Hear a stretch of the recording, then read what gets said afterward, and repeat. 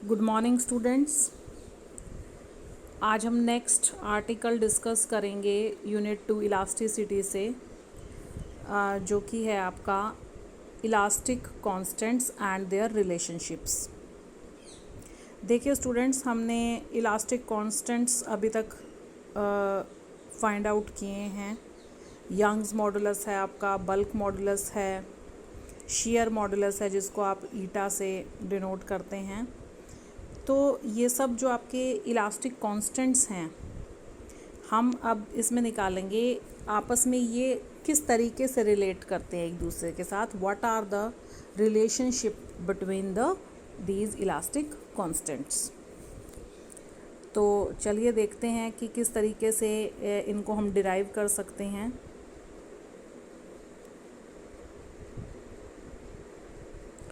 Relationship among the elastic constants. हमारे पास 4 elastic constants हैं। Young's modulus है, y से डिनोट करते हैं। बल्क मॉडुलस है, k से डिनोट करते हैं। शेयर मॉडुलस है, ईटा से डिनोट करते हैं। और पॉइजन्स रेशो है जिसको हम सिग्मा से डिनोट करते हैं। And these all the elastic constants are interrelated with each other. ये जो 4 कांस्टेंट्स हैं, they are very important constants and we can find the values.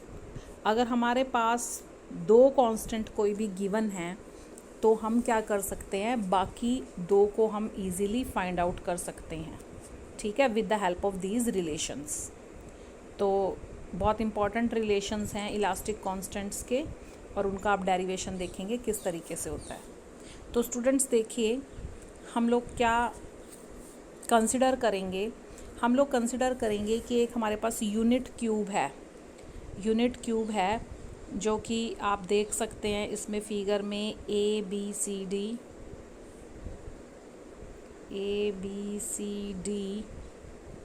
के एल एम एंड एन, ठीक है। 6 फेसेस हैं इसके। और एक जो टेंसाइल फोर्स है जिसको हम कैपिटल टी से डिनोट कर रहे हैं, ये आप देख सकते हैं। ये इसके फेसेस पे इस तरीके से आउटवर्ड डायरेक्शन के अंदर अप्लाई किया हुआ है, ठीक है।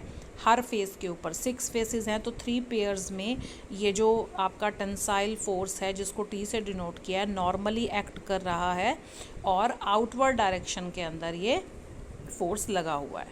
Clear students. अब हमारे पास क्या है, देखिए हमने पहले भी लास्ट पॉइजन्स रेशो में भी हमने देखा कि जो अल्फ़ा है, अल्फ़ा क्या है, alpha is the extension per unit length. Alpha is the extension per unit length per unit tension.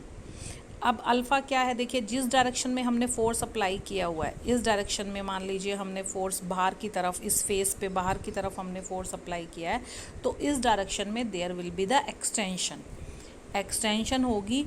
और वो एक्सटेंशन अल्फ़ा किसके बराबर होगा, alpha will be equal to extension per unit length and per unit tension के बराबर।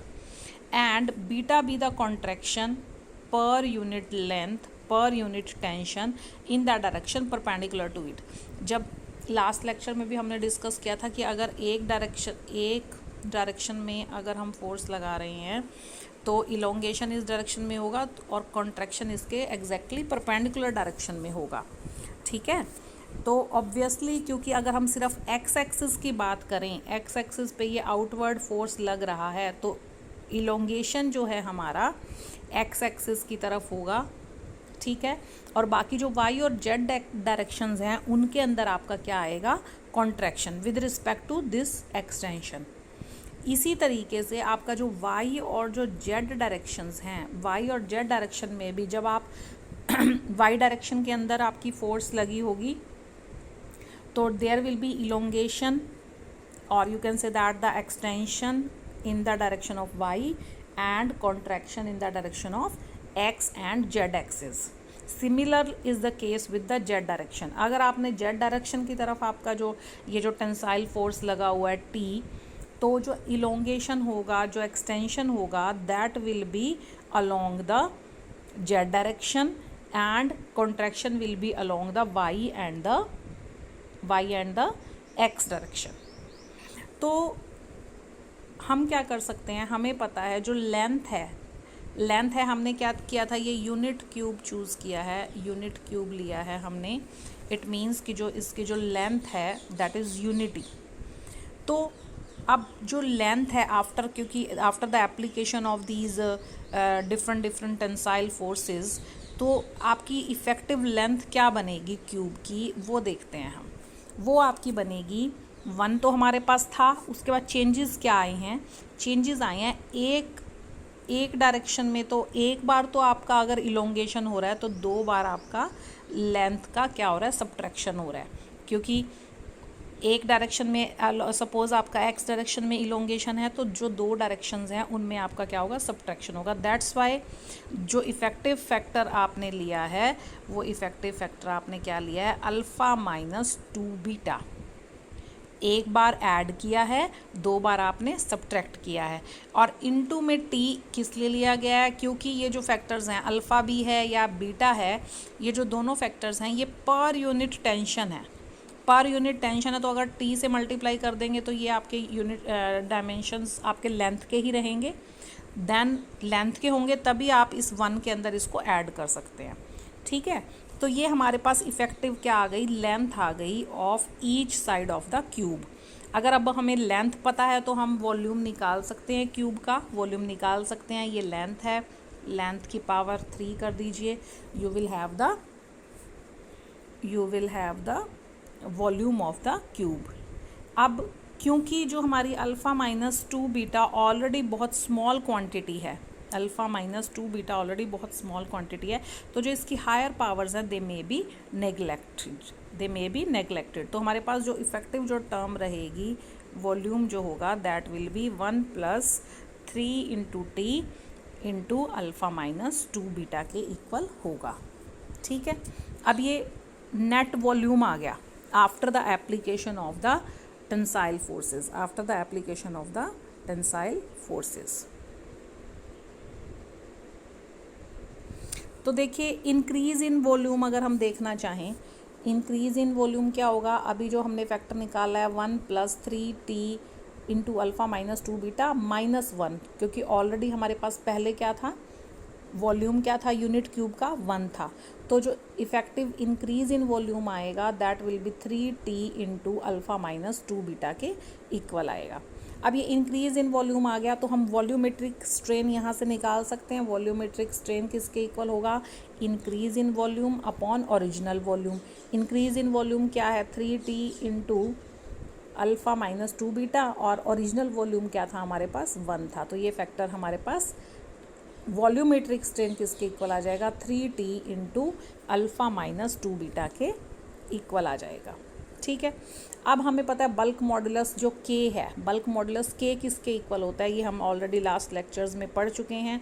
That is equal to stress upon volumetric strain. Stress upon volumetric strain के equal होता है। तो यहाँ पे आप स्ट्रेस क्या है हमारा t है, अपॉन वॉल्यूमेट्रिक स्ट्रेन की वैल्यू क्या आई है, अभी हमारे पास ये हमने निकाली है 3t into alpha minus 2 beta. t से t आपका कैंसिल हो जाएगा, और जो k की वैल्यू आएगी which is the bulk modulus, वो किसके इक्वल होगा, that will be equal to 1/3 into alpha minus 2 beta के इक्वल होगा। ठीक है, अब हमें पता है जो अल्फ़ा है, alpha is the increase in length per unit tension है। ठीक है, तो इसका मतलब क्या है, alpha is the longitudinal strain पर unit tension and per unit stress. इसको हम ऐसे लिख सकते हैं, यंग्स मॉडुलस जो y है, y इज इक्वल टू क्या होता है, स्ट्रेस अपॉन लॉन्गिट्यूडनल स्ट्रेन होता है, स्ट्रेस अपॉन लॉन्गिट्यूडनल स्ट्रेन होता है। तो ये किसके इक्वल आ जाएगा, ये 1/अल्फ़ा के इक्वल आ जाएगा। क्लियर। अब ये जो 1/अल्फ़ा के इक्वल आया है, और ये जो हमारा रिलेशन है, देखिए जो अभी हमने बल्क मॉडुलस का जो ये रिलेशन था, यहाँ पे हमने नीचे आपने क्या किया है, अल्फ़ा और बीटा दोनों कॉमन ले लिए हैं। अगर अल्फ़ा और बीटा इस तरीके से हम कॉमन लेंगे, अल्फ़ा कॉमन लिया है हमने, अल्फ़ा कॉमन लिया है, तो ये आपके पास क्या फैक्टर आ गया, 3 alpha into 1 - 2 beta upon alpha. और ये जो अल्फ़ा है, ये वाला जो अल्फ़ा है यहाँ पे, इसको हम ऊपर लिख सकते हैं 1/अल्फ़ा, और ये हमारी क्वांटिटी क्या बनेगी, 1/अल्फ़ा को हम क्या लिख सकते हैं, 1/अल्फ़ा को हम लिख सकते हैं यंग्स मॉडुलस वाई। तो k इज़ इक्वल टू, हमारे पास क्या आ गया, k is equal to y/3 × 1 - 2 alpha के इक्वल। तो यहाँ से जो आपका y है, y will be equal to 3k × 1 - 2 alpha के इक्वल आ जाएगा, where sigma is equal to β/अल्फ़ा, जो आपने पॉइजन्स रेशो लास्ट लेक्चर में भी किया था। तो ये हमारे जो आपके तीन आपके कांस्टेंट्स हैं उनके बीच का रिलेशन आ गया। y is equal to, y is the Young's modulus and it is equal to 3k × 1 - 2 alpha, which is the very important relation between these three constants. Next अब हम देखेंगे relation between y is the Young's modulus and eta is the modulus of rigidity and sigma is the Poisson's ratio. अब इनके बीच में हम आपस में relation देखेंगे। तो उसके लिए भी हम कंसिडर करेंगे एक टेंजेंशियल फोर्स, जो कि टॉप सरफेस के ऊपर हमने एक क्यूब के टॉप सरफेस के ऊपर अप्लाई किया है, एंड जो कि आपके जो उसकी जो बॉटम है, bottom is kept fixed, bottom DC is the fixed portion, और जो ऊपर वाला जो है, यहाँ पे हमने ऊपर वाले जो आपके सरफेस पे हमने टेंजेंशियल फोर्स F अप्लाई किया है, जो कि हमने पहले भी आर्टिकल्स में देखा हुआ है। तो कॉन्सिक्वेंटली जो क्यूब है, consequently the cube is sheared through this angle theta. ये जो क्यूब है that will B sheared through the angle theta if length of the each side of the cube is capital L, capital L है length जो है, capital L है इसकी cube की। तो यहाँ से हम देख सकते हैं ये जो A डैश है, जो डिस्प्लेसमेंट हुई है अपर सरफेस पे, that is small l is the displacement. जो ऊपर वाला सरफेस है वो कितने से डिस्प्लेस हुआ है, through the length small l। तो जो शियरिंग स्ट्रेन है थीटा जो है, जिसको हम पहले भी निकाल चुके हैं, that is equal to small l/कैपिटल L। शियरिंग स्ट्रेस हमें पता है किसके इक्वल होता है, force per unit area. Force per unit area जो है F/ कैपिटल L का स्क्वायर हो जाएगा, और मॉडुलस ऑफ रिजिडिटी क्या है, shearing stress upon shearing strain, that is T/θ। Shearing stress क्या है, T है, और शियरिंग स्ट्रेन जो है आपका थीटा है, तो ये T/θ के इक्वल हो जाएगा। तो उसके बाद देखिए स्टूडेंट्स, अब हमें पता है जो शियरिंग स्ट्रेस है along the direction AB, shearing stress along the direction AB is equal to the extension stress along BD, extension stress along BD and an equal compression stress along AC। जो आपका stress है that will be equal along the extension stress along the direction BD and the compression stress along the direction AC, which are both at right angles to each other. AC and BD are at right angles to each other. तो ये हमें पता है। तो देखिए अब हम यहाँ से हम एक्सटेंशन निकाल सकते हैं, एक्सटेंशन ऑफ द डायगनल। यहाँ से हम क्या निकालेंगे, एक्सटेंशन ऑफ द डायगनल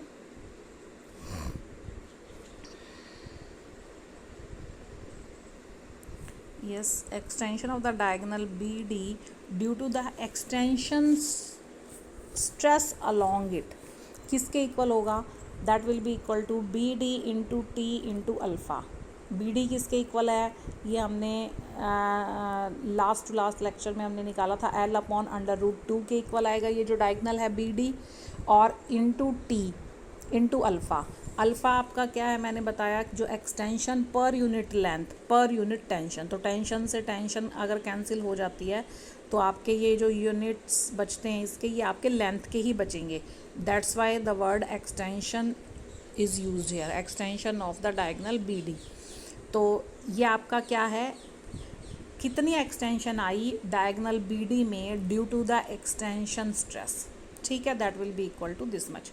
अब हमने देखना है कि कितनी एक्सटेंशन आई है बी डी डायगोनल में due to the compression stress along the A C, जो उसके परपेंडिकुलर, जो आपका परपेंडिकुलर डायरेक्शन में जो डायगोनल है उसकी वजह से, उसमें कंप्रेशन की वजह से कितना एक्सटेंशन आया है in the diagonal B D. तो वो किसके इक्वल होगा, वो किसके इक्वल होगा, B D into T into beta. तो अगर हम टोटल एक्सटेंशन निकालना चाहें बी डी में, तो ये जो दोनों क्वांटिटीज़ हैं अभी हमने देखी हैं, इनको हम ऐड अप कर देंगे तो हमारे पास क्या आ जाएगा, टोटल हमारे पास आ जाएगा L/√2 T into alpha plus beta के इक्वल.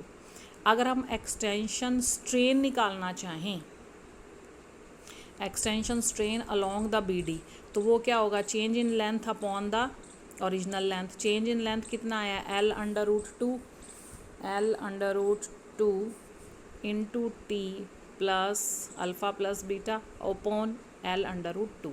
तो हमारे पास जो एक्सटेंशन आया स्ट्रेन के अंदर along the B D direction, that will be T into alpha plus beta के इक्वल. सिमिलरली ये तो आपका एक्सटेंशन था. अब सिमिलरली अगर हम कंप्रेशन निकालना चाहें अलोंग द डायरेक्शन ए सी, वो भी इसी के इक्वल आएगा, टी इंटू में अल्फ़ा प्लस बीटा. इसी तरीके से हम उसको निकाल सकते हैं. ठीक है. अब लास्ट हमने देखा था कि जो शियरिंग स्ट्रेन है theta, that is equivalent to the extension strain and the compression strain. That is equal to, हमने निकाला था ना, theta is equal to theta upon 2 plus theta upon 2, ये हमने देखा था. तो यहाँ से थीटा अपॉन 2 जो है वो किसके इक्वल आ गया, इसके इक्वल आ गया. ठीक है, theta upon 2 is equal to T into alpha plus beta. यहाँ से हमारे पास थीटा आ गया, टोटली थीटा हमारा निकल गया. अब थीटा निकल गया तो यहाँ से हम मॉडुलस ऑफ इलास्टिसिटी निकाल सकते हैं. Modulus of elasticity is equal to stress upon the shearing strain, stress upon the shearing strain theta. तो ये आप कैलकुलेट कर लीजिए. हमारे पास क्या आ गया, टी से टी कैंसिल हो गया, 1/2 इंटू अल्फ़ा प्लस बीटा के इक्वल आ गया. यहाँ से इसमें फिर आपने क्या किया, अल्फ़ा कॉमन निकाल लिया. अल्फ़ा कॉमन निकाल लिया तो हमारे पास ये सिचुएशन आ गई. और बीटा अपॉन अल्फ़ा को हम क्या लिख सकते हैं, सिग्मा लिख सकते हैं. तो हमारे पास ये जो मॉडुलस ऑफ इलास्टिसिटी आई है, that is equal to bulk modulus Y, Young's modulus y upon 2 into 1 plus sigma.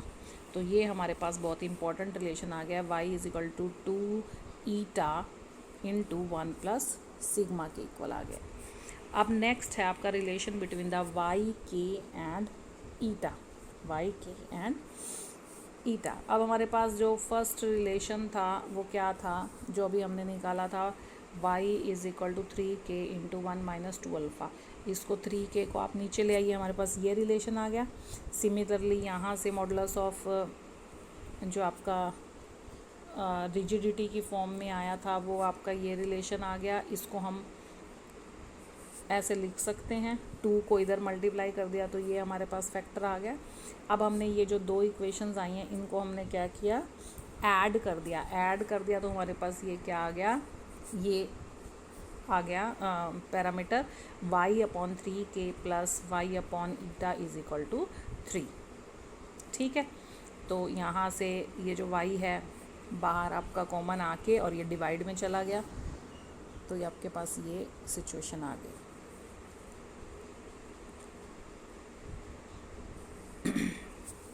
तो हमारे पास क्या आ गया, इसको सॉल्व कर लीजिए further. y is equal to 9 eta k upon 3k plus 9.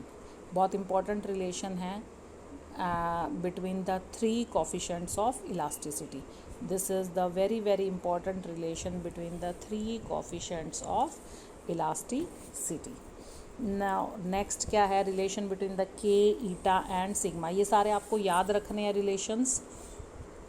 अब वो जो दोनों इक्वेशन थी 2.24 और 2.25, उन दोनों को आपस में हमने डिवाइड कर दिया। डिवाइड करने से हमारे पास ये आ गया, और इसको फर्दर आप क्या कर सकते हैं, सॉल्व करके ये हमारे पास रिलेशन आ जाएगा। Sigma is equal to 3k minus 2 eta upon 6k plus 2 eta, which is a very important relation between the k, eta and sigma। तो ये सारे आपके पास आर्टिकल्स थे, रिलेशंस थे तीनों के चारों जो आपके इलास्टिक कांस्टेंट्स हैं उनके बीच में। और दो आपको अगर पता है तो बाकी दो आप इजीली फाइंड आउट कर सकते हैं with the help of these relations. अब एक चीज़ और है कि जो आपका पॉइजन्स रेशो है उसकी लिमिटिंग वैल्यू क्या रहती हैं, what are the limiting values of the Poisson's ratio. अब ये हमारे पास देखिए दो रिलेशंस ये हैं, ये जो दो रिलेशंस हैं दोनों ही आपके क्या हैं, जो आपका यंग्स मॉडुलस है उसके इक्वल हैं। अगर ये दोनों यंग्स मॉडुलस के इक्वल हैं तो इनको हम इक्वेट कर सकते हैं, इन दोनों रिलेशंस को। इन दोनों को हम अगर इक्वेट करेंगे तो हमारे पास क्या आ जाएगा, 3k into 1 minus 2 sigma is equal to 2 eta into 1 plus sigma के इक्वल आ जाएगा। तो ये जो है हमने इक्वेट करके हमारे पास ये रिलेशन आ गया।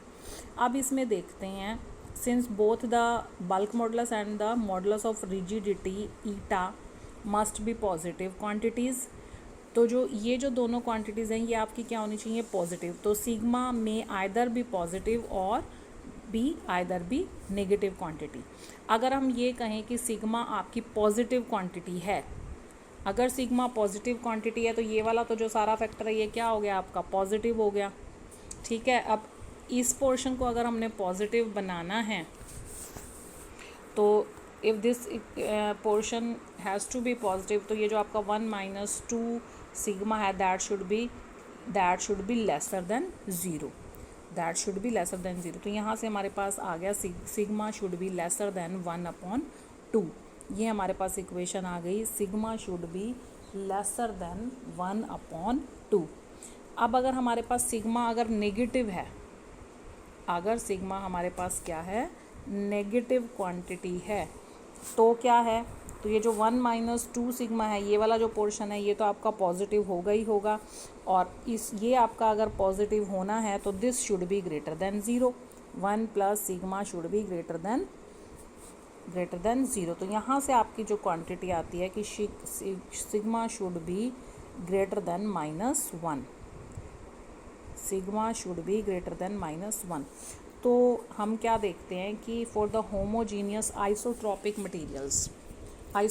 मटेरियल्स मैंने आपको पहले भी बताया था कि जिस मटेरियल की properties through all the directions same रहती हैं उन मटेरियल्स को बोलते हैं आइसोट्रॉपिक मटेरियल्स। सारे के सारे मेटल्स भी इसके अंडर आते हैं। तो जो पॉइजन्स रेशो है, sigma must be between the -1 and +1/2, but it cannot be greater than +1/2 and cannot be lesser than -1/2। However जो आपकी एक्चुअल प्रैक्टिस है, एक्चुअल प्रैक्टिस में sigma is never found to be negative.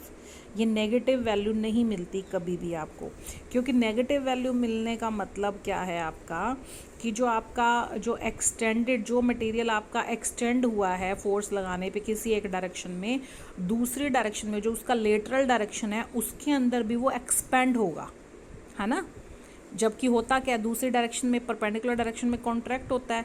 अगर मान लो ये factor आपका कहता है कि -1 आ रहा है, -1 कब आएगा, जब दोनों डायरेक्शंस में आपका क्या होगा, एक्सपेंड होगा, which is physically not possible. So तो जो सिग्मा है, sigma can't have negative value, sigma can't have negative value. Actual practice में जो आपकी वैल्यूज़ हैं वो 0 से +1/2 के बीच में लाई करती हैं। और ये भी हमने डिस्कस किया था लास्ट लेक्चर में कि जो अगर मान लो सिग्मा की वैल्यू हम 0.5 लेते हैं या +1/2 लेते हैं, जिसको आप बोल रहे हैं बल्क मॉडुलस के जो है दैट बिकम्स इनफाइनाइट, और जो सब्सटेंस है दैट बिकम्स इनकम्प्रेसिबल।